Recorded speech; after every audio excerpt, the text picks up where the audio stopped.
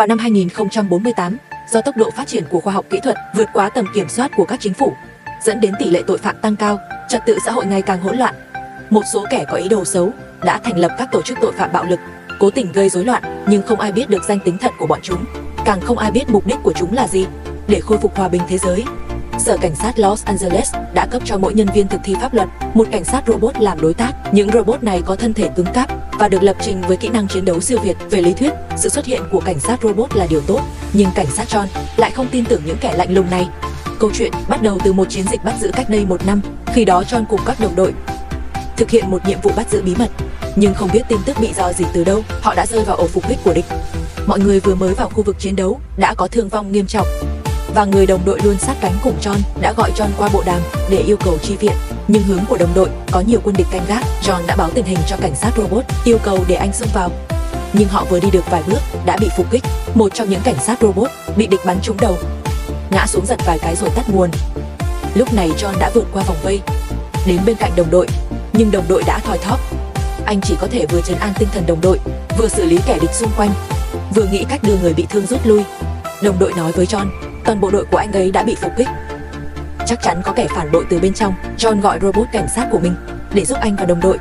Nhưng khi robot cảnh sát đến gần 2 người bên cạnh họ, chỉ nhanh chóng quét tình trạng vết thương của đồng đội, phán đoán vết thương của đồng đội đã không thể cứu được, giờ nó phải đi giúp những người khác. Nói xong robot cảnh sát bỏ đi, không một lời từ biệt. Cũng từ giây phút đó, John nhận ra những robot cảnh sát này tuy có vẻ ngoài như con người, nhưng thực chất chỉ là những dòng mã lạnh lẽo. Anh không muốn bỏ rơi đồng đội, đành phải một mình yểm trợ đồng đội rút lui. Nhưng họ chưa kịp đi xa, kẻ thù đã tấn công về phía họ một lần nữa. John ngã xuống đất trong làn sóng xung kích mạnh mẽ.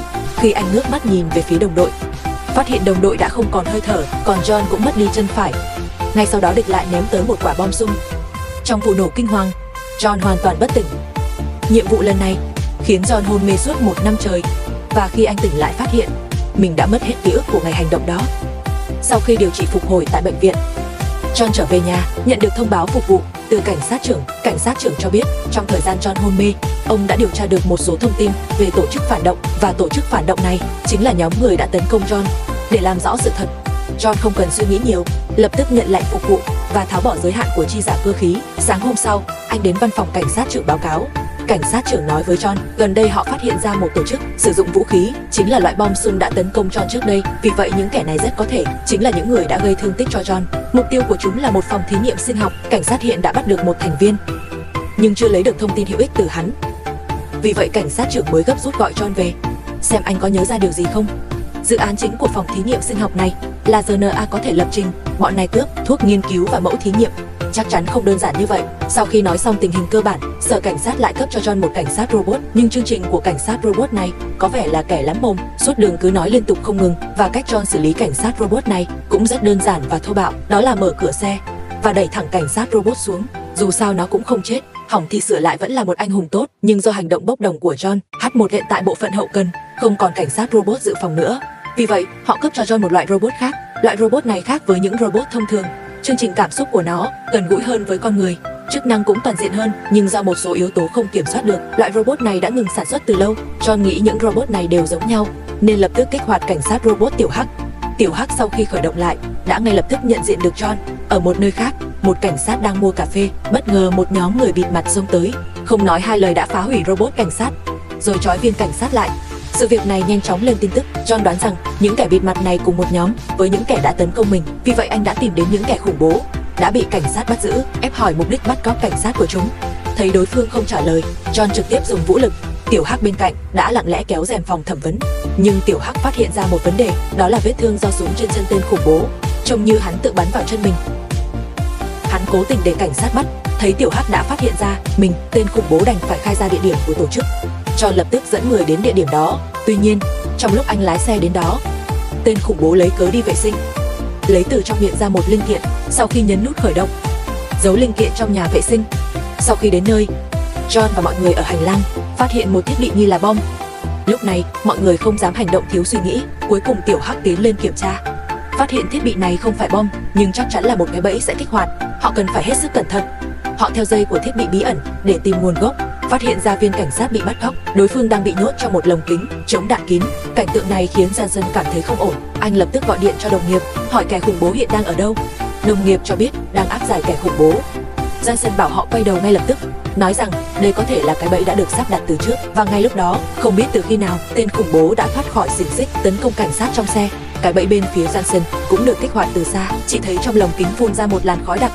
Sau đó cảnh sát bị mắc kẹt bị ăn mòn trong làn khói, phải chứng kiến đồng nghiệp chết thảm trước mặt mình. Johnson suy sụp hoàn toàn. Tiểu Hắc thu thập mẫu máu của cảnh sát đã chết và tải lên tổng hành dinh để bộ phận kỹ thuật phân tích nguồn gốc khói. Nhưng điều họ không biết là tổ chức phản kháng đã lắp đặt trên nóc đồn cảnh sát một thiết bị bí ẩn tương tự. Cùng loại khí được truyền qua thiết bị này vào đường ống. Nút bấm vừa được giấu trong nhà vệ sinh lập tức kích hoạt khiến cả tòa nhà tê liệt trong chốc lát. Các robot cảnh sát lần lượt ngã xuống. Chỉ cần khí được truyền đi xong, những cảnh sát là người cũng sẽ giống như viên cảnh sát bị bắt cóc, bị khí độc ăn mòn ngay lập tức. Jason vừa chứng kiến đồng nghiệp chết, lập tức quay về đồn cảnh sát. Tiểu Hắc do không cùng lô sản xuất với các robot cảnh sát khác nên không bị ảnh hưởng bởi sự tê liệt mạch điện. Anh ta phát hiện kẻ khủng bố đang ở trên nóc nhà. Jason lập tức dẫn người xông lên. Tổ chức phản kháng không ngờ kế hoạch bị phát hiện nhanh như vậy, lập tức cầm một bình khí chạy xuống, gặp cảnh sát là xịt vào mặt. Nhưng họ nhầm Tiểu Hắc là người. Loại khí này không có tác dụng với cậu ấy. Trong lúc hỗn loạn, John hạ gục một tên khủng bố và tịch thu được một bình khí từ tay hắn. Chuyển cảnh trong một khách sạn, một người đàn ông đang trích xuất DNA của cô gái tóc đỏ trước đó, nhưng anh ta vừa lấy được dữ liệu thì hai người đàn ông đột nhập vào, không nói không rằng bắn anh ta một phát. Người đàn ông chết tại chỗ. Cô gái tóc đỏ rời đi cùng hai người đàn ông. Sở cảnh sát nhanh chóng nhận được báo án. John và Tiểu Hắc lập tức đến hiện trường, nhưng hiện trường không để lại manh mối nào, vì thủ phạm đã dùng bom RNA trước khi rời đi, có thể xóa sạch mọi RNA trong phòng. Còn trong camera giám sát, hai người đàn ông đã dùng mặt nạ chống nhận diện, hoàn toàn không thể nhận ra diện mạo. Nhưng mặt cô gái tóc đỏ thì rõ ràng. Tiểu Hắc nhìn đồng tử của cô gái tóc đỏ, phát hiện cô gái tóc đỏ này là robot. Sở cảnh sát cũng tìm ra manh mối mới. Nạn nhân trong vụ án này tên là Jonah, là nhà sản xuất robot tình cảm. Ông ta không vợ không con, cả đời nghiên cứu robot tình cảm. Loại robot này có thể cung cấp cho con người sự đồng hành về tình cảm và thể xác, nên cài đặt chương trình cũng mềm mỏng hơn, dễ đồng cảm với cảm xúc con người hơn. Sự ra đời của robot tình cảm thậm chí còn làm giảm tỷ lệ tội phạm mại dâm. Nhưng cách đây 3 tháng, công ty robot của Jonah phá sản. Chủ nợ đã lấy đi toàn bộ tài sản của anh ta và cất giữ trong một nhà kho bỏ hoang. John và Tiểu Hắc đến nhà kho điều tra. Họ thấy nhiều robot chưa được kích hoạt ở đây. Đồng thời, sở cảnh sát lại có manh mối mới. Họ đã tìm thấy trong thang máy của khách sạn nơi xảy ra vụ án DNA của cô gái tóc đỏ. Nhưng điều kỳ lạ là DNA trên người cô gái tóc đỏ thuộc về một phụ nữ trẻ tên Nikon. Nikon đã bị bắt cóc tại bãi đỗ xe 3 tuần trước và đến nay vẫn chưa tìm thấy. Và trùng hợp hơn nữa, đã có 3 vụ án tương tự xảy ra. Vụ gần đây nhất xảy ra cách đây vài ngày, một người mẹ trẻ đang đi cùng con bị bắt cóc khi xuống xe vứt rác. Tuy nhiên khi bắt cóc người mẹ, bọn bắt cóc không để ý đến đứa trẻ trong xe. Vì vậy, đứa trẻ rất có thể đã thấy điều gì đó, nhưng đứa trẻ còn quá nhỏ, lại bị hoảng sợ, sẽ rất khó để hỏi được thông tin hữu ích. Vì vậy, John lấy ra một con hươu cao cổ đồ chơi và sử dụng một chút công nghệ làm cho con hươu cao cổ nhỏ cử động. Dưới sự an ủi của đồ chơi, đứa trẻ nói với John, nó đã thấy hai người đàn ông bắt mẹ mình đi. Họ lái một chiếc xe màu bạc. Cảnh sát lập tức điều tra các xe màu bạc. John và Tiểu Hắc tiếp tục điều tra tung tích của cô gái tóc đỏ. Họ nhanh chóng phát hiện ra một người tên Lauren. Anh ta từng kiện Jonah về việc xâm phạm quyền sở hữu trí tuệ của mình. VGI Jonah đã chết, quyền sở hữu trí tuệ được chuyển sang tên Lauren. Và mới đây, Lạc Luân mở công ty robot tình cảm của riêng mình. John đã khai thác được từ Lạc Luân, khách hàng của anh ta đến từ một tập đoàn Albania. Những thông tin khác anh ta không dám tiết lộ. Vì vậy John trực tiếp sắp xếp cho Tiểu Hắc đột nhập vào mạng lưới khách hàng của Lạc Luân và theo dõi đến một nhà máy bí ẩn. Ở đây họ tìm thấy cô gái tóc đỏ đã bị vứt bỏ. Cô gái tóc đỏ sau khi bị lợi dụng đã biến thành cao su. Nhà nghiên cứu lỗ đẻ từ cấu trúc cơ thể của cô gái tóc đỏ. Người của công ty này rất có thể đã sử dụng da người để tăng hiệu ứng chân thực cho robot. Nhưng để biết thêm sự thật, anh ta cần một robot mới, vì cô gái tóc đỏ hiện tại đã bị hư hỏng quá nặng. Đúng lúc họ đang phiền não, đồng nghiệp Tiểu La gọi điện đến. Anh ta nói với John, bên sở cảnh sát lại phát hiện dấu vết của chiếc xe màu bạc. Cơ hội không đến 2 lần, John lập tức dẫn người đuổi theo, thành công chặn được chiếc xe màu bạc và phát hiện một robot tóc xoăn trong xe. Trên người robot tóc xoăn, họ lại một lần nữa phát hiện DNA của những phụ nữ mất tích. Cô gái tóc xoăn được John và Tiểu Hắc đưa vào phòng thí nghiệm và từ miệng họ biết được chuyện cô gái tóc đỏ bị lột da và hủy hoại. Mặc dù cô gái tóc xoăn là robot, nhưng cài đặt chương trình khiến cô ấy có cảm xúc mềm mại hơn. Thấy đồng đội ngày xưa bị ông chủ biến thành bộ dạng này, cô gái tóc xoăn lập tức chọn phản bội, khai ra căn cứ thí nghiệm da người của giám đốc. Nhưng khi John đến nơi, quản lý đã sớm dẫn nhân viên thí nghiệm bỏ trốn rồi. Nhưng chuyến đi này cũng không phải là không thu hoạch được gì. Tiểu Hắc ở trong phòng thí nghiệm vắng tanh đã phát hiện một loại mô đun cần thiết để sản xuất robot. do chức năng của mô đun này khá yếu, đã sớm bị nhóm nghiên cứu loại bỏ, nhưng mô đun này lại được sử dụng rộng rãi trong lĩnh vực dân dụng. Mô đun này có một chức năng đặc biệt, đó là khi kích hoạt lần đầu tiên sẽ ghi lại tọa độ GPS của địa điểm kích hoạt. Họ có thể tận dụng điểm này ngay bây giờ. Tiểu Hắc đã kể phát hiện này cho Lỗ Đề. Lỗ Đề lập tức tìm cô gái tóc xoăn, tra cứu thông tin kích hoạt của cô ấy, và thông qua thông tin này đã xác định được địa điểm khiên sơn hay. John dẫn đầu các cảnh sát đến địa điểm này, chỉ thấy nhiều phụ nữ bị trói trên giường thí nghiệm, trên da cắm đầy ống. Đây đúng là căn cứ thí nghiệm, một số phụ nữ đã chết vì mất da. Nhưng John và đồng đội vẫn cứu được một số người. May mắn thay, mẹ của đứa trẻ đó vẫn còn sống sau khi đã cống hiến tất cả giá trị của mình. Lệnh hủy cô gái tóc xoăn cũng được ban hành, vì họ mang RNA của con người, không được phép lưu hành trên thị trường. Bị tiêu hủy là số phận duy nhất của cô ấy. Tiểu Hắc đến thăm cô gái tóc xoăn trước khi cô ấy bị hủy, nhìn đồng đội bị đưa vào máy hủy, trong lòng anh vô cùng phức tạp. Có lẽ một ngày nào đó, sau khi giá trị của mình bị khai thác hết, cũng khó thoát khỏi số phận bị hủy. Tuy nhiên chuyện này chưa xong đã có chuyện khác. Hôm đó John và Tiểu Hắc đang tuần tra bình thường, bỗng nhận được điện thoại từ sở cảnh sát cách họ 3 khu phố. Vừa xảy ra một vụ án mạng, yêu cầu họ lập tức đến hiện trường. Chỉ vài phút trước, những kẻ khủng bố đã xâm nhập vào một tòa nhà công nghệ và bắn chết nhân viên lễ tân, rồi bắt cóc tất cả mọi người trong tòa nhà và cài đặt bom trong phòng máy chủ. Sau khi John và Tiểu Hắc đến hiện trường, Tiểu Hắc lập tức kiểm tra camera giám sát, phát hiện tội phạm vẫn còn ở tầng 25, chưa rời đi. Vì vậy, anh ta và John đi theo cầu thang thoát hiểm lên trên, nhưng chưa đi được mấy bước đã nghe thấy tiếng nổ dữ dội. Chỉ thấy sàn tòa nhà đã bị nổ thủng một lỗ lớn. John lập tức báo cáo tình hình về tổng hành dinh. Phía sở cảnh sát nhanh chóng sơ tán người dân trong khu vực và bố trí đội cảnh sát cùng xạ thủ vào vị trí. Cảnh sát trưởng bảo John rút lui vì hiện tại tình hình trong tòa nhà không rõ ràng, nhưng John đã không tuân theo lệnh của cảnh sát trưởng. Do vụ nổ vừa rồi, tín hiệu cứu hộ gần tòa nhà đều không gửi được ra ngoài, vì vậy tất cả đều được chuyển đến máy chủ của Tiểu Hắc. Tiểu Hắc kết nối một cuộc gọi cứu hộ.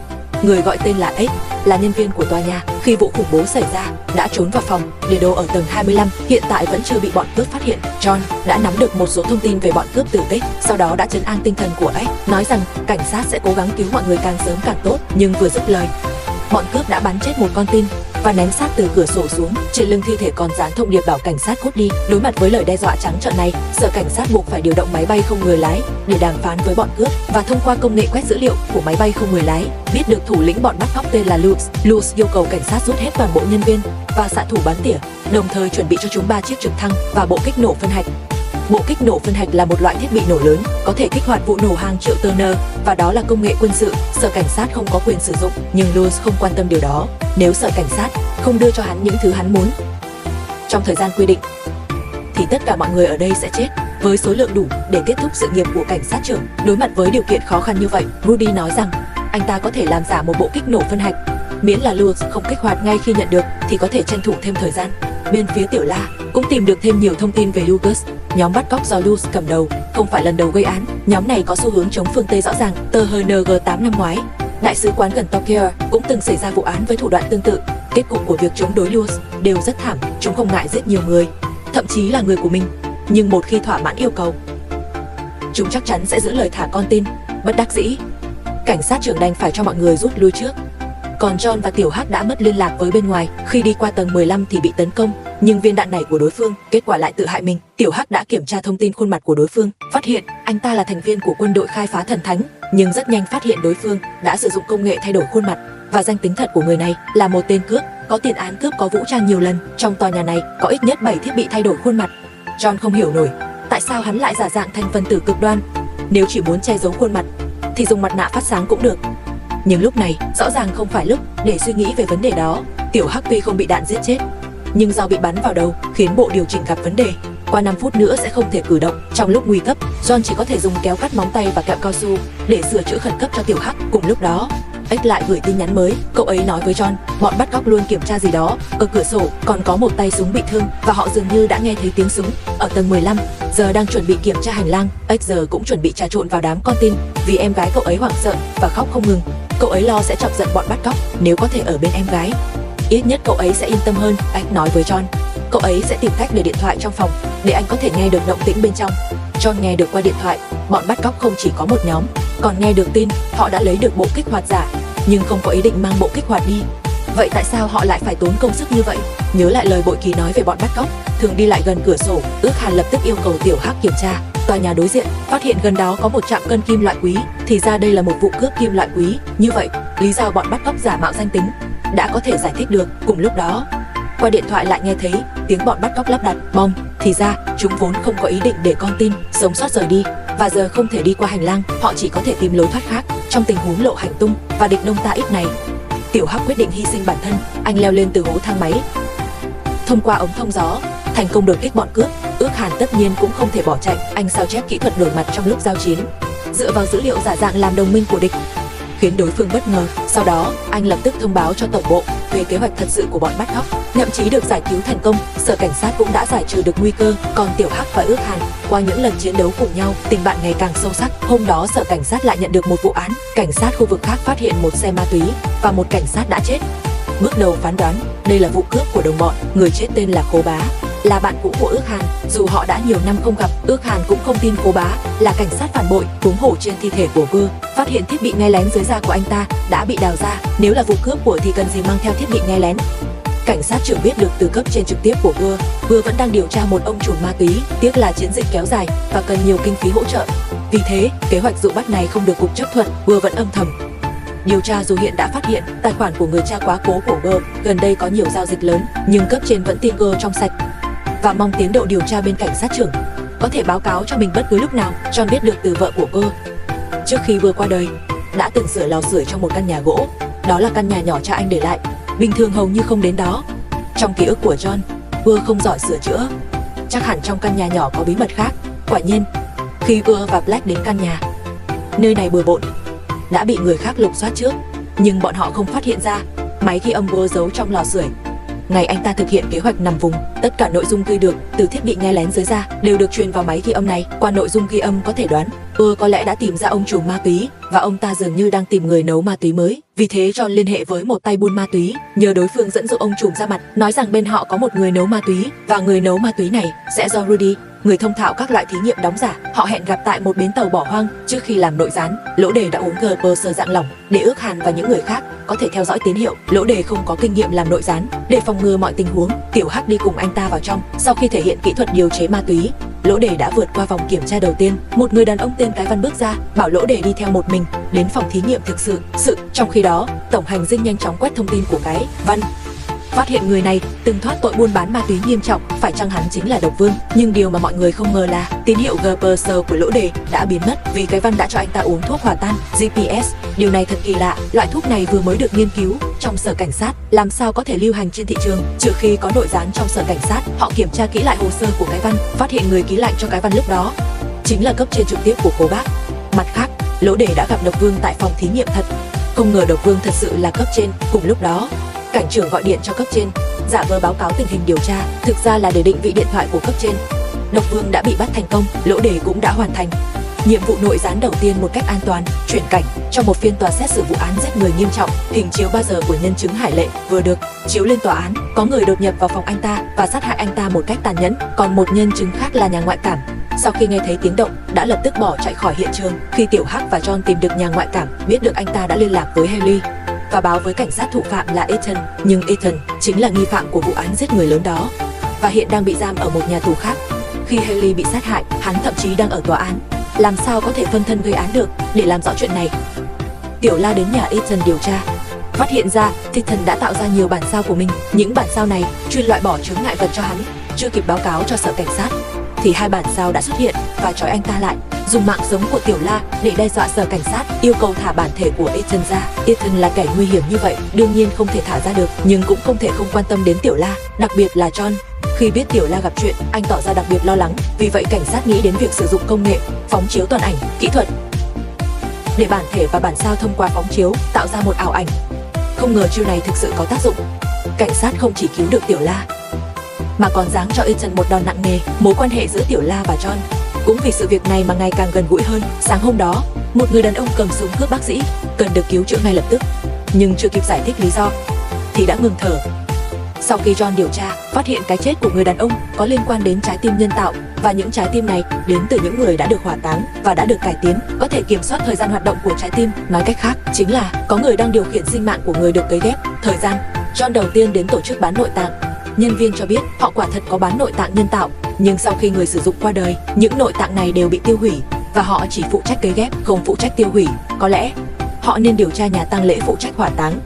John và Tiểu Hắc lập tức đến nhà tang lễ, hợp tác với tổ chức. Chỉ vài câu đã lấy được thông tin từ miệng Henry phụ trách hỏa táng về việc buôn bán trái tim nhân tạo. Cho đến nay, Henry đã bán hơn 100 trái tim, nhưng những trái tim này được bán cho ai, anh ta không biết. Người cung cấp chỉ mua tim từ anh ta, không tiết lộ nguồn khách hàng, có vẻ như còn người khác cải tiến trái tim. Cùng lúc đó, Rudy phát hiện trong loại tim này có một bộ phận nhỏ có thể điều chỉnh thời gian hoạt động của tim, nghĩa là nếu người dùng không gia hạn đúng hạn sẽ chết bất cứ lúc nào. Đây rõ ràng là một vụ tống tiền. John và Henry hợp tác với cảnh sát để dụ người đến lấy hàng và theo dõi người nhận hàng, triệt phá điểm cấy ghép tim bất hợp pháp, bắt giữ người nhận hàng. Và khi thẩm vấn bác sĩ phẫu thuật và người nhận hàng, đối phương khẳng định mình chỉ là người giao hàng, bất kể là thứ gì, miễn có tiền là sẽ giao, những chuyện khác đều không biết. Còn bác sĩ thì hoàn toàn bị lừa. Anh ta không hề biết mình cấy ghép trái tim đã được cải tạo, vẫn luôn nghĩ trái tim được cải tạo là để thuận tiện cho việc chẩn đoán từ xa. Việc bác sĩ và người giao hàng bị bắt cũng khiến kẻ thao túng thực sự đằng sau chuẩn bị biến mất. Những người được cấy tim nhân tạo bắt đầu lần lượt chết. Trong quá trình điều tra thi thể người được cấy ghép, Tiểu La phát hiện những người này hầu như đều đã từng đăng ký chương trình hỗ trợ cấy ghép nội tạng, nhưng do không có bảo hiểm nên bị từ chối. Vì vậy kẻ thao túng vụ án này rất có thể đã có được danh sách bị từ chối, từ đó xác định người mua tim đã qua sử dụng. Họ tìm được người quản lý của tổ chức. Trong quá trình điều tra người quản lý, phát hiện trợ lý của anh ta có hành tung khả nghi, và sau khi bác sĩ xem ảnh của người trợ lý, cũng xác nhận đây chính là người yêu cầu mình phẫu thuật. Sau đó họ đến nhà người trợ lý. Tiểu Hắc phát hiện vết máu phân hủy trên sàn. Phẫu thuật tim đã diễn ra không phải 1-2 ngày, chắc chắn sẽ có người được cấy ghép không trả tiền đúng hạn. Những nguồn lực bạo lực này không thể lãng phí, vì vậy họ chắc chắn thường xuyên giết người được điều trị để lấy tim. Nhưng điều kỳ lạ là trong các vụ án gần đây không hề xuất hiện thi thể thiếu tim, và nơi đầu tiên tiếp xúc với trái tim chẳng phải là nhà tang lễ sao? Vòng vo, họ lại quay trở lại nhà tang lễ và phát hiện Henry đang chuẩn bị bỏ trốn.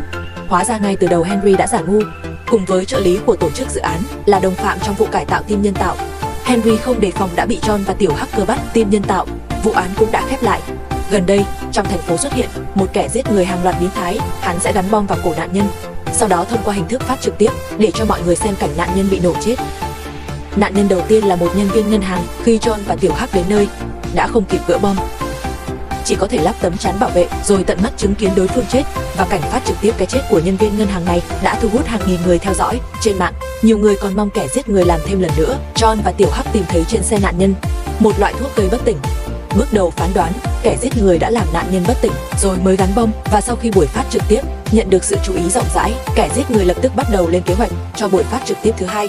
Lần này hắn bắt cóc một nữ nhân viên cửa hàng hoa và đưa ra cảnh báo chỉ cho phép John và Tiểu Hắc điều tra vụ án. Đối mặt với thế lực xấu xa này, John và Tiểu Hắc tất nhiên phải chiến đấu đến cùng. Buổi phát trực tiếp thứ hai nhanh chóng bắt đầu. Cô gái ôm bó hoa đang đi trong công viên một cách cô đơn, dọc đường còn không quên nhắc nhở trẻ em tránh xa mình. John và Tiểu Hắc rất nhanh chóng tìm thấy cô gái trong nhà lầu. Tiểu Hắc dưới sự chỉ dẫn từ xa của Lỗ Đức cố gắng tháo gỡ quả bom. Trong quá trình tháo gỡ bom, cô gái nói với John cô biết kẻ sát nhân này là ai. Hắn tên là Tây Môn. Cô và hắn là bạn trên mạng. Có lần hai người hẹn gặp nhau, Tây Môn tặng cô một bó hoa, nhưng cô đã để bó hoa lại trên ghế dài, nên hôm nay Tây Môn lại bắt cô cầm hoa đỏ, như thể đang ép cô tiếp tục hẹn hò vậy. Khán giả trong phòng live chế giễu Tây Môn, ngay cả hẹn hò cũng không biết cách. Vẻ mặt của Tây Môn cũng trở nên bối rối. Vào giây cuối cùng của đồng hồ đếm ngược, Tiểu Hắc và John đã cùng nhau tháo gỡ được quả bom, và sự thành công của cảnh sát khiến người trong phòng live rất thất vọng. Nhìn số người trong phòng live giảm nhanh chóng, Tây Môn trở nên kích động và suy sụp. Phía cảnh sát cũng điều tra hai nạn nhân, phát hiện ra rằng họ ít nhiều đều đã từ chối Tây Môn. Cô gái bán hoa sau khi gặp Tây Môn đã cảnh báo các cô gái trên mạng xã hội phải cẩn thận khi gặp mặt. Còn nhân viên ngân hàng khi Tây Môn xin vay tiền đã từ chối vì không đủ điều kiện và bác đơn của hắn. Tây Môn từng học trường cảnh sát nhưng bị đuổi học vì vấn đề tâm thần. Vì vậy cảnh sát đã bảo vệ các nạn nhân và bắt đầu điều tra những người khác đã từng cãi vã với Tây Môn. Nhưng họ không ngờ rằng Tây Môn đã sử dụng công nghệ thay đổi khuôn mặt, lừa John đang làm nhiệm vụ vào góc khuất. Hóa ra mục tiêu tiếp theo của hắn là John. Khi John tỉnh dậy sau khi bất tỉnh, phát hiện cổ mình đã bị gắn bom. Tệ hơn nữa là anh bị xích vào ghế dài ở quảng trường. Điện thoại trong túi reo lên, là Simon gọi đến. Hắn nói với John 3 điều kiện kích nổ. Thứ nhất, John nói với mọi người ở quảng trường rằng ở đây có bom. Thứ hai, cảnh sát muốn hỗ trợ John. Thứ ba, cảnh sát cố gắng sơ tán khu vực xung quanh. Trong 3 điều kiện trên, chỉ cần kích hoạt một điều kiện bất kỳ, Simon sẽ lập tức cho nổ bom. Nói cách khác, lần này John chỉ có thể dựa vào chính mình, và thời gian đếm ngược của quả bom chỉ còn 10 phút. Giờ Honor để lại cho John công cụ gỡ bom đơn giản và liên tục khiêu khích John. Đáng tiếc là John từ đầu đến cuối vẫn không có phản ứng gì. Vẻ bình tĩnh như vậy của anh ngược lại càng khiến Simon tức giận hơn. Cảnh sát nhanh chóng đến gần. Tiểu Hắc quét tình hình xung quanh, phán đoán Simon đang ẩn náu trên tháp đồng hồ gần đó. do trong tay hắn có bộ kích nổ, xạ thủ bắn tỉa, cũng không dám hành động thiếu suy nghĩ. Thấy thời gian đếm ngược càng lúc càng ngắn, Tiểu Hắc quyết định leo lên tháp đồng hồ để cướp bộ kích nổ, nhưng điều tệ là pin của Tiểu Hắc cũng sắp hết. Cậu leo lên tháp đồng hồ với tốc độ nhanh nhất. John cố gắng giữ bình tĩnh, tiếp tục tháo gỡ quả bom. Cuối cùng vào giây phút cuối cùng, trước khi pin cạn kiệt, cậu đã leo lên được tháp đồng hồ thành công và làm choáng Simon, tắt bộ điều khiển bom. Ngày hôm sau, John và Tiểu Hắc lại nhận được vụ án mới. Một lập trình viên bị đạn bắn chết tại chỗ. Hiện trường có 3 vết đạn. Kỳ lạ là chỉ tìm thấy một mảnh đạn. Cảnh sát robot thế hệ mới suy đoán viên đạn bị bật ngược tại hiện trường rồi mới bắn trúng nạn nhân. Nhưng Tiểu Hắc không nghĩ vậy. Anh ta cho rằng cần mang mảnh đạn về kiểm tra. Cảnh sát robot thế hệ mới phản bác Tiểu Hắc là đồ lỗi thời, lời nói không đáng được chấp nhận, nhưng lập tức bị John bắn vỡ đầu. Hành động này khiến Tiểu Hắc cảm thấy ấm lòng. Anh ta nhận ra John đã xem mình như bạn nên không thể chịu được khi có người xúc phạm mình. Tiểu Hắc nhanh chóng điều tra ra vợ của lập trình viên là Ayla. Ayla cho biết chồng cô được giới công nghệ chú ý vì phát triển công nghệ theo dõi thông minh. Sau khi trải nghiệm chương trình của lập trình viên, Tiểu Hắc suy đoán thứ giết chết lập trình viên có thể chính là công nghệ theo dõi do anh ta phát triển. Cùng lúc đó, Rudy cũng gửi tin mảnh đạn đó là loại đạn theo dõi, là vũ khí quân sự, nhưng đã bị đánh cắp 3 tháng trước, hiện đang lưu hành trên chợ đen. Sau khi trở về đồn, John bảo Tiểu La điều tra giao dịch của lập trình viên, tìm kiếm người mua chương trình. Còn mình thì cùng Tiểu Hắc tiếp tục thẩm vấn Ayla xem có thể phát hiện manh mối gì không. Kết quả ngay trong lúc thẩm vấn, Tiểu Hắc phát hiện camera xung quanh dường như đều hướng về phía Ayla. Đây chính là một phần của công nghệ theo dõi. Quả nhiên, ngay lập tức một viên đạn màu nâu bay thẳng về phía Ayla. May mắn thay, Tiểu Hắc phản ứng kịp thời chặn được viên đạn này. Thì ra gần đây lô đạn này đã có người mua mới. Để thể hiện hiệu quả của đạn, người bán đã nhắm thẳng vào Ayla, chuẩn bị diệt khẩu luôn cả cô ấy. John lập tức đưa Ayla đến nhà an toàn không có tín hiệu và lên kế hoạch dùng Ayla làm mồi nhử người bán. Còn bên phía Tiểu La đã tìm thấy trong két sắt ngân hàng của lập trình viên, phát hiện ra một video lập trình viên bị người bán đe dọa. Thì ra người bán đã lấy mạng sống của Ayla để uy hiếp, đe dọa lập trình viên bán công nghệ theo dõi cho họ sử dụng. Cảnh sát trưởng cũng phát hiện quảng cáo đạn theo dõi trên mạng. Ayla không muốn ngồi chờ chết, không thông báo với cảnh sát, đã tự ý rời khỏi nhà an toàn để dụ người bán. May mắn là John đã tìm thấy cô trước khi người bán xuất hiện và kể cho cô sự thật về việc lập trình viên bán công nghệ. Người theo dõi Ayla cũng đến lúc này, nhưng không ngờ ở đây lại có cảnh sát. Cuối cùng John và đồng đội đã bắn chết một kẻ bán hàng và bắt được một người để tiếp tục thẩm vấn. Sau khi trải qua nhiều vụ án và hiểm nguy như vậy, tổ chức tội phạm đã khiến John mất đi một chân. Cuối cùng đã có tin tức mới. Vài giờ trước, cảnh sát đã bắt được một robot mất kiểm soát và đã bắn hạ robot tại chỗ. Sau khi xác nhận robot đã chết, robot kỳ lạ này được đưa vào phòng chứa vật chứng. Nhưng cảnh sát vừa rời đi, robot này đã hồi sinh. Hóa ra hắn không phải mất kiểm soát mà cố tình tạo ra vụ án để xâm nhập vào phòng hành chính của sở cảnh sát, lấy được một cái đầu robot. Đây cũng chính là lý do nhóm khủng bố tấn công đồn cảnh sát lúc đầu. Cái đầu này chính là thứ họ muốn lấy. Cái đầu này thuộc dòng robot Sojourner. Loại robot cực kỳ tàn bạo, là một công cụ chiến đấu được sử dụng trong lĩnh vực quân sự. Chỉ thấy robot thay đầu Sojourner lặng lẽ rời khỏi đồn cảnh sát và đến nơi trước đây là kho chứa robot có cảm xúc, thay cho mình một thân thể mới. Khi cảnh sát đuổi đến kho, chỉ thấy một xác robot bị bỏ lại và một ông lão bị thương. Ông lão tên là Mạc Khắc, là chuyên gia phát minh robot. Những robot đang lưu hành trên thị trường hiện nay đều do ông ta ban cho linh hồn. Robot cùng dòng với Tiểu Hắc cũng do Mạc Khắc phát minh. Đáng tiếc vì sự mất kiểm soát của Sojourner lúc đó khiến Mạc Khắc phải từ bỏ sự nghiệp. Dòng robot của Tiểu Hắc cũng bị loại bỏ. Công ty còn nợ nần chồng chất. Khi biết Sojourner lại bắt đầu gây rối, Mạc Khắc quyết định hỗ trợ cảnh sát tìm Sojourner và tiêu diệt nó hoàn toàn. Mặt khác, Sojourner đã xông vào một phòng thí nghiệm và lấy đi một số lượng lớn chip robot. Sau đó hắn đến một quán bar. Quán bar đang tổ chức lễ kỷ niệm bầu cử nghệ sĩ. Những người đến đều là giới thượng lưu. Sojourner vào thẳng và tàn sát không phân biệt. Ước hẳn mặc dù đã dẫn một đội cảnh sát robot đến hiện trường, nhưng những robot cảnh sát thông thường hoàn toàn không phải đối thủ của Sojourner. May mắn thay, John đã lấy được một loại súng sung từ Mac có thể ngăn chặn hoạt động của Sojourner. John nắm bắt thời cơ, nhân lúc Sojourner không để ý lao tới, cắm súng sung vào gáy của Sojourner. Nhưng điều anh không ngờ tới là súng sung hoàn toàn không có tác dụng. May mắn thay, Dorian kịp thời xuất hiện, kìm hãm được động tác của Sojourner. John hoàn hồn, rút lựu đạn ra khỏi người Sojourner, phá hủy hoàn toàn Sojourner. Lúc này sở cảnh sát gọi điện đến, thông báo Mark đã bỏ trốn. Cùng loại với Dorian, những robot đời cũ đã bị loại bỏ, từng người một bị đẩy đi, khiến sự nghiệp của Mark bị hủy hoại. Thì ra hành động của Sojourner luôn nằm dưới sự kiểm soát của hắn. Mark trà trộn vào sở cảnh sát chỉ để lấy được chip linh hồn, xây dựng một đội quân robot của riêng mình. Nhưng giờ hắn chắc chắn cần một phòng thí nghiệm an toàn. Dorian cho rằng nơi an toàn nhất là khu vực bên ngoài bức tường cách ly thành phố, nhưng ở đó tiềm ẩn nhiều nguy hiểm không lường. Cảnh sát trưởng cho rằng Mark sẽ không liều mạng. Không ngờ lúc này Mark đã đứng bên ngoài bức tường cách ly. Ngày hôm sau khi giải quyết xong Sojourner, John được phái đi điều tra một vụ án tử vong của trẻ em cải tạo gen. 2 đứa trẻ được cải tạo gen chết cùng lúc. Điều tra sơ bộ cho thấy họ chết vì một loại thuốc bí ẩn. Trùng hợp thay, một người bình thường gần đây chết đuối, rất giống với cách chết của 2 đứa trẻ được cải tạo. Vì vậy ước hàn suy đoán đây có thể không đơn giản chỉ là tai nạn do thuốc. Họ đã tìm được gia đình của nạn nhân chết đuối, và qua lời kể của mẹ nạn nhân rất giỏi bơi nên chắc chắn đây là một vụ tai nạn. Rất có thể là dưới sự ép buộc của người khác đã sử dụng thuốc quá liều. Để làm rõ sự thật, người mẹ thậm chí đã thuê thám tử tư, nhưng bạn học của nạn nhân đều phủ nhận là bạn của cô ấy, trong đó cũng bao gồm 2 đứa trẻ được cải tạo vừa chết gần đây. Ước hàn nói muốn nghe bản ghi âm điều tra của thám tử tư, nhưng mẹ nạn nhân nói đã nộp cho cảnh sát từ lâu. Nhưng Tiểu Hắc không tìm thấy bản ghi nào. Phải chăng có người cố tình xóa đi? Sau khi đến thăm trường học của nạn nhân, họ tìm thấy loại thuốc bí ẩn trong ký túc xá của nạn nhân, và thông qua giám sát dữ liệu của thuốc đã tìm ra nơi phát triển loại thuốc này. Không ngờ lại là Tiểu Hoàng, bạn học của nạn nhân. Tiểu Hoàng thừa nhận đây đúng là thuốc cấm, nhưng cậu ta phát minh loại thuốc này có thể cải thiện tình trạng cơ thể của người được cải tạo, chỉ cần dùng đúng liều lượng là được. Nhưng gần đây, cậu ta phát hiện có người xâm nhập chương trình in thuốc và thay đổi liều lượng thuốc. Đồng thời, Tiểu La điều tra được tin nhắn giữa nạn nhân và cha cô ấy trước khi chết. Có vẻ như người cha đang giấu điều gì đó cho con gái. Để làm rõ sự thật, Ước Hàn và Tiểu Hắc đã đến thăm cha nạn nhân và phát hiện ra chính là người này đã loại bỏ thám tử tư do mẹ nạn nhân thuê. Nguyên nhân là vì con gái của ông ta đã cùng nạn nhân chết đuối dùng thuốc, và mẹ của nạn nhân đã thuê thám tử. Hắn sợ việc này ảnh hưởng đến con gái nên đã giết thám tử. Nhưng đồng thời, Tiểu Hoàng đã cung cấp một đoạn video. Đó là đoạn video cuối cùng của nạn nhân trước khi chết. Thì ra, Tiểu Hoàng và nạn nhân là bạn thân, nhưng nạn nhân là người bình thường, học tại trường cao cấp toàn người cải tạo, khiến cậu ấy chịu áp lực rất lớn. Mẹ cũng đặt mọi hy vọng lên người cậu ấy, vì thế cậu ấy mới chọn dùng thuốc. Nhưng sau khi uống thuốc, vẫn không đạt được kỳ vọng của mẹ. Không chịu nổi áp lực nên đã chọn cách tự tử. Nhưng mẹ cậu lại cho rằng bạn học hại con mình. Khi bà hỏi 2 nạn nhân khác về chuyện của con trai mình, 2 cô gái tỏ ra không quan tâm. Người mẹ bị đau buồn làm mờ lý trí, đã thuê hacker xâm nhập chương trình thuốc, tăng liều lượng thuốc của 2 cô gái cải tạo, dẫn đến bi kịch xảy ra. Thật là một lý do và bi kịch phi lý đến buồn cười. Sau khi phá án, để tránh sự việc tương tự tái diễn, loại thuốc này đã được kiểm soát nghiêm ngặt hơn. Sự phát triển quá mức của công nghệ khiến các vụ án hình sự ngày càng tăng.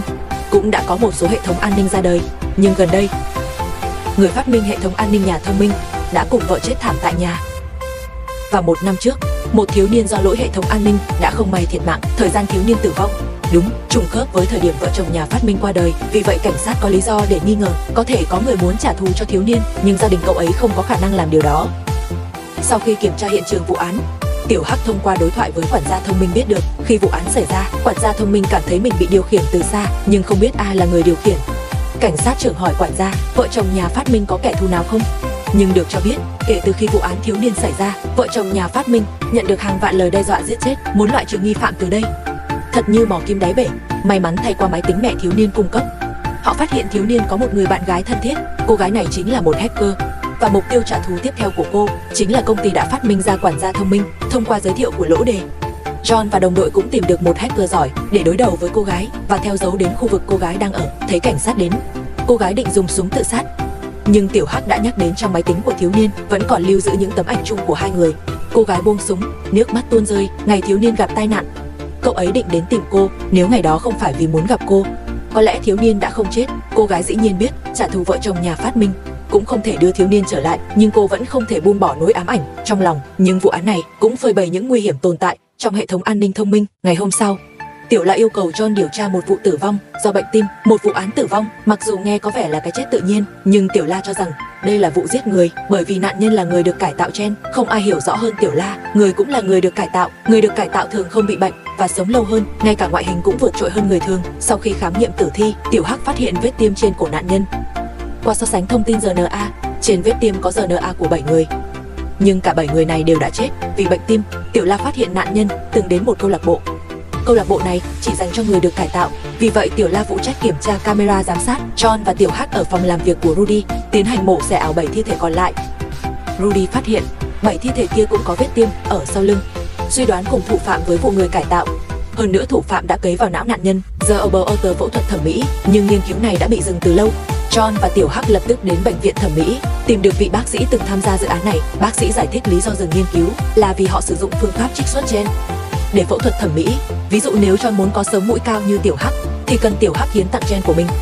để cấy trực tiếp cho John. Nhưng nhược điểm lớn nhất của dự án này là người hiến tặng sẽ bị rối loạn nhịp tim, cuối cùng dẫn đến tử vong. Đó là lý do dự án không thể tiếp tục. Đồng thời, thủ phạm đang sử dụng RNA thu thập được để phẫu thuật thẩm mỹ. Sau một hồi co giật, đồng tử của anh ta chuyển sang màu xanh đẹp mắt. Tiểu La cũng phát hiện nạn nhân có đồng tử màu xanh. Tần suất gây án của hung thủ gần đây tăng lên, thời gian để cảnh sát điều tra rất gấp rút. John tìm được người quen ở chợ đen, biết được một phòng khám tư nhân có thể thực hiện phẫu thuật thẩm mỹ. Khi anh ta và Tiểu Hắc đến phòng khám, bác sĩ đã phát hiện họ qua camera giám sát. Vì vậy bác sĩ đã tiêm adrenaline cho mình, chuẩn bị đánh nhau với John, nhưng đã chết vì tiêm quá liều. Tuy nhiên John đã tìm thấy thông tin của hung thủ trên máy tính bác sĩ và mục tiêu tiếp theo của hắn.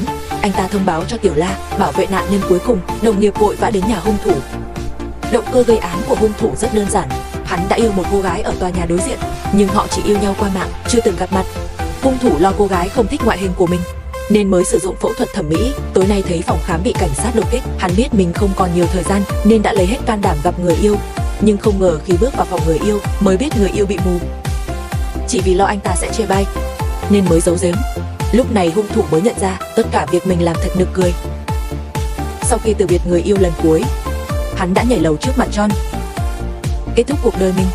Sau khi hợp tác với John xử lý nhiều vụ án, Tiểu Hắc đón nhận bài kiểm tra đánh giá hiệu suất đầu tiên. Kết quả kiểm tra lần này sẽ quyết định liệu anh ta có thể tiếp tục làm cảnh sát ở bên cạnh John không. Tiểu Hắc có chút căng thẳng, nhưng hiện tại vụ án quan trọng hơn. Vài giờ trước, cảnh sát phát hiện một thi thể nữ trong một con hẻm. Thi thể đã được khâu lại và nội tạng trong cơ thể đã bị móc sạch, nhồi đầy rơm. 10 năm trước từng xuất hiện một kẻ giết người hàng loạt cũng sử dụng thủ đoạn gây án như vậy. Kẻ giết người được gọi là Bù Nhìn đã bị kết án và đang ở trong tù, và khi đó chính cha của John đã bắt được hắn. Có vẻ như thủ phạm này đang bắt chước Bù Nhìn. Thông thường những kẻ như thế đều đã từng tiếp xúc với tội phạm. Vì vậy, John và Tiểu Hắc đến nhà tù thẩm vấn Bù Nhìn. Nhưng từ miệng Bù Nhìn họ biết được hắn hoàn toàn không giết ai cả. Năm đó hắn đã kháng cáo 5 lần, nhưng chỉ có cha của John tin hắn. Ngay khi cha John nói rằng ông sẽ điều tra đến cùng, thì 2 tuần sau ông đã qua đời cùng với các chứng cứ. Do Bù Nhìn là bệnh nhân tâm thần phân liệt nên không ai tin lời hắn nói. Sau khi trở về đồn, John lập tức xin quyền truy cập để xem hồ sơ vụ án năm xưa của cha mình. Phát hiện cha anh đã đánh dấu ở chân của mỗi nạn nhân và cho rằng Bù Nhìn đã bị vu oan. John đã chia sẻ phát hiện của mình với Tiểu Hắc và Rudy. Rudy vừa nghiên cứu xong thi thể, kết hợp với manh mối John cung cấp, anh ta suy đoán có thể những nạn nhân này đều chưa chết. Những gì họ thấy bây giờ chỉ là bản sao, vì tất cả nạn nhân đều bị bàn chân bẹt. Nếu muốn sao chép một chiến binh thì không thể sao chép được kỹ năng võ chân. Và nạn nhân gần đây nhất, từ lúc mất tích đến khi chết, chưa đầy 3 tuần. 3 tuần là không thể nhân bản một người. Vì vậy chỉ có thể là sử dụng công nghệ in, và hơn nữa là không thể in máy in cũ, không thể in nội tạng. Thì da rơm không phải là thủ đoạn gây án, mà là để che giấu sự thật về bản sao. Vì người chết thì sẽ không tiếp tục điều tra tung tích, nhưng nếu mất tích thì sẽ bị tìm kiếm liên tục. Cảnh sát lập tức tiến hành lục soát toàn diện, cuối cùng đã phát hiện một chiếc xe tải đáng ngờ ở khu ổ chuột. Và thông qua nhận diện khuôn mặt, biết tài xế tên là Glenn, từng buôn bán linh kiện bất hợp pháp ở chợ đen. John và Tiểu Hắc đã phối hợp rất ăn ý, họ nhanh chóng bắt giữ được Glenn. Phát hiện dù đối phương là người, nhưng cơ thể đầy linh kiện, thì ra Glenn mắc bệnh thoái hóa, vì vậy mới muốn biến mình thành robot. Hắn bắt cóc những người này là để tiến hành thí nghiệm trên người họ để cải tạo bản thân tốt hơn. Mọi chuyện đã sáng tỏ, John đã phá được vụ án mà cha anh không thể giải quyết. Người Bù Nhìn bị oan nhiều năm cuối cùng đã được minh oan. Và điều đáng mừng nhất là Tiểu Hắc đã vượt qua đánh giá hiệu suất. Giám khảo cho biết trong đó không thể thiếu lời khen của John. Vì vậy John đã nói với giám khảo, chính vì có sự tồn tại của Tiểu Hắc, anh mới có thể kiên định làm cảnh sát hơn. Có lẽ anh cũng không ngờ mình sẽ có ngày chấp nhận cảnh sát robot làm đối tác của mình. Để cảm ơn John đã xem mình là bạn, Tiểu Hắc đã tặng anh một chiếc đồng hồ cơ khí đời mới nhất. Trên đây là toàn bộ nội dung của Ngôi sao máy móc. Phim còn cài cắm nhiều chi tiết, nhưng không phải tất cả đều được hé lộ trong phần kết, và vì lý do nào đó phần 2 vẫn chưa được ra mắt. Tuy nhiên, cốt truyện phần 1 vẫn rất đáng xem. John là một nhân vật phức tạp. Ban đầu anh luôn có cảm giác phản cảm năm ới robot và máy móc, nhưng qua thời gian ở cùng Tiểu Hắc, anh dần thay đổi suy nghĩ. Tiểu Hắc là một robot có phản ứng cảm xúc rất mạnh mẽ, khiến khán giả đồng cảm với thế giới nội tâm của robot. Phim đã đi sâu khám phá mối quan hệ giữa con người và trí tuệ nhân tạo, đặt ra nhiều vấn đề đáng suy ngẫm. Ví dụ như robot có cảm xúc hay không, liệu họ có nên được có quyền lợi, dẫn đến suy ngẫm về tương lai và cách chung sống giữa người và AI. Và những sự kiện trong phim đều xảy ra vì con người không thể cân bằng giữa xã hội và tốc độ phát triển công nghệ, dẫn đến nhiều bi kịch không đáng có. Mặc dù bối cảnh câu chuyện khá sâu sắc, nhưng diễn xuất của các diễn viên không hề gượng gạo, đặc biệt là những tương tác hàng ngày giữa John và Tiểu Hắc cùng với quá trình phá án của họ đều toát lên nét hài hước nhẹ nhàng. Quy luật quay xe không bao giờ lỗi thời,